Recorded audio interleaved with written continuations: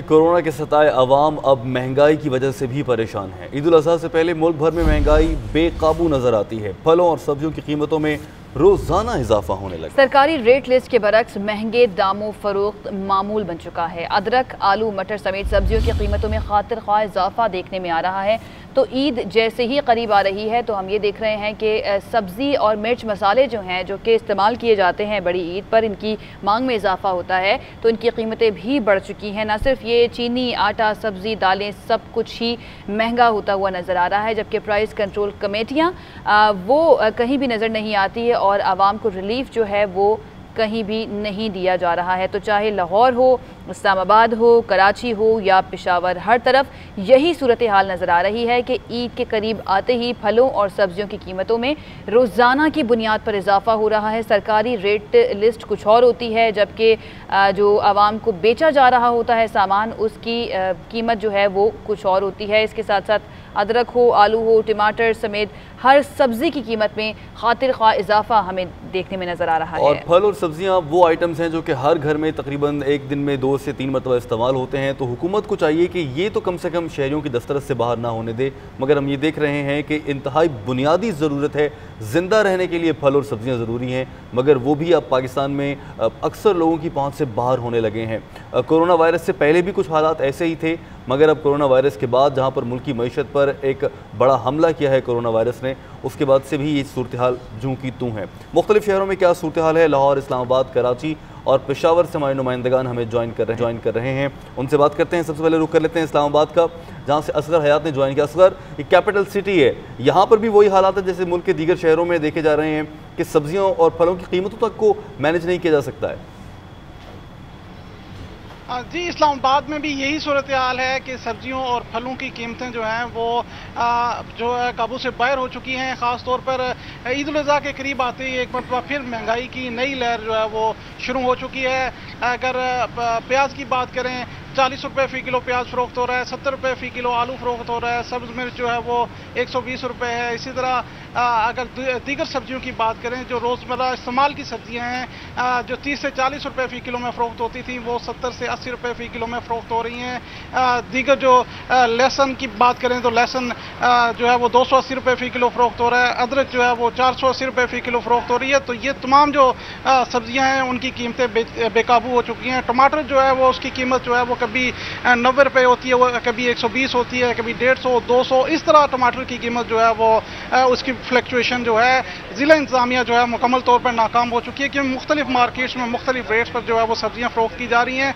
और इस हवाले से शहरियों का ये कहना है कि हुकूमत जो है सब्जियों की कीमतों पर कंट्रोल करे और मुख्तलिफ जो सब्जियाँ जिनकी कीमतें ईद उल अज़हा करीब आती ही बढ़ गई हैं, उनको गवर्नमेंट को चाहिए कि उनको कंट्रोल करना चाहिए। शहरियों का ये कहना है कि कोरोना वायरस की वजह से जो कारोबार हैं वो भी मुतासर हुए हैं, उनकी ज़िंदगी में फ़र्क पड़ा, इस वजह से कीमतें जो है वो कम की। ठीक है असगर, आप साथ ही मौजूद रहिए। इकराम, आप बताइएगा कि वज़ीर आज़म ने नोटिस दिया, वज़ीर आला पंजाब ने नोटिस दिया महंगाई का, लेकिन होता हुआ कुछ भी नज़र नहीं आया।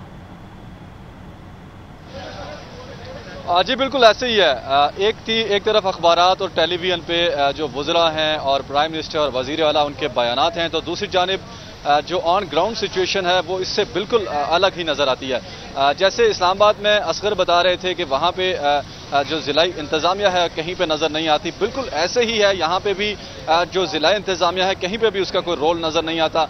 अगर हम बात करें जहाँ पे सब्जियों का जो रेट है वो तय होता है, लाहौर की जो बड़ी सब्जी मंडी है वहाँ पे मार्केट कमेटी बैठती है।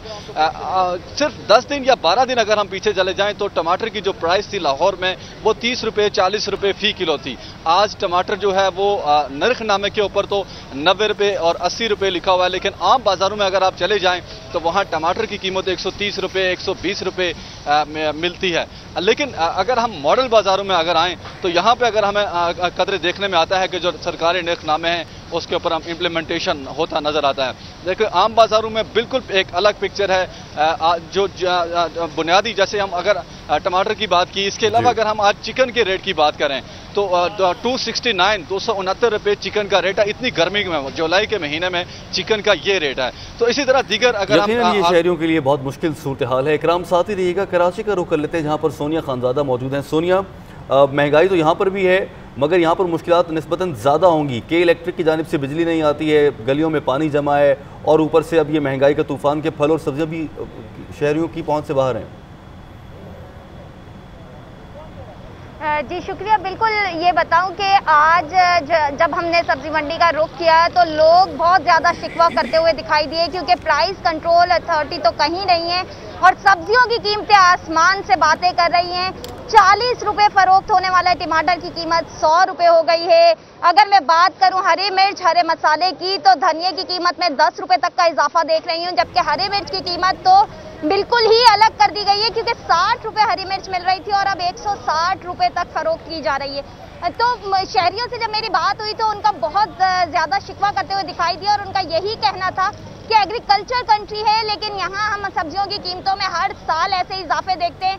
यहाँ हुक्मरान बैठते हैं और ज़बानी जमा खर्च करते हैं, लेकिन कोई जो है कंट्रोल करता दिखाई नहीं देता।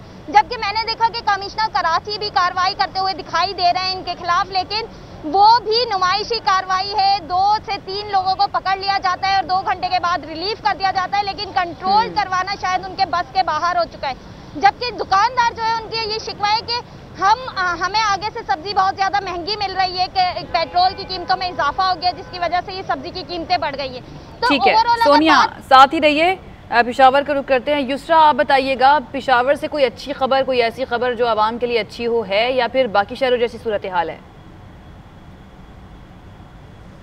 जी शुक्रिया। कीमतों के हवाले से अगर हम बात करते हैं तो पेशावर के हालात भी दीगर शहरों से कुछ मुख्तलिफ नज़र नहीं आ रहे। जैसे कि मेरे साथियों ने भी बताया है, वहाँ पर जो महंगाई का बहरान चल रहा है वही पेशावर में भी यही सूरत हाल है। सब्ज़ी मंडी में जो सब्ज़ी की कीमतें हैं आसमान से बातें कर रही हैं। ईद कुर्बान को कुछ दिन ही बाकी है, लेकिन जो टमाटर की कीमत अगर मैं बताती हूँ, कुछ रोज़ कबल जो टमाटर 30 रुपये और 40 रुपये किलो में फ़रोख्त हो रहे थे, वो अब 100 से 120 रुपये किलो में फ़रोख्त हो रहे हैं। आवाम यही शिकायत कर रही है कि महंगाई दिन ब दिन बढ़ती चली जा रही है, रोज़गार हमारा ठप हो चुका है, क्योंकि कोरोना की वजह से जो कारोबार और लॉकडाउन के बायस हमें काफ़ी ज़्यादा नुकसान का सामना करना पड़ा है। लेकिन इसके अलावा भी हुकूमत किसी किस्म का कोई भी इस पर अमल दरामद नहीं करवा रहे। जो नरफनामे सरकारी दिए जाते हैं उनको दुकानदार हवा में उड़ा देते हैं। और ज़िला इंतज़ामिया की जो बात करूँ तो ज़िला इंतज़ामिया सिर्फ हमें सोशल मीडिया पर सेल्फियाँ लेते ही दिखाई देती है, चूँकि उनका जो काम है वो मंडियों के वक्तन फ़वक्तन चक्कर लगाएं, दुकानदारों को जो नरफनामे दिए जाते हैं उन पर अमल दरामद कराने की कोशिश करवाई जाए, लेकिन ऐसा कुछ भी नज़र नहीं आता है। जहाँ भी जब उनके अपना कोई मकसद इंतज़ामिया जो है वो बिल्कुल गैर फ़ाल नज़र आ रही है यहाँ पर भी। बहुत शुक्रिया। युसरा सेठी हमारे साथ मौजूद थी, सोनिया खानज़ादा, असगर हयात और इकराम राजा, आप सबका बहुत शुक्रिया।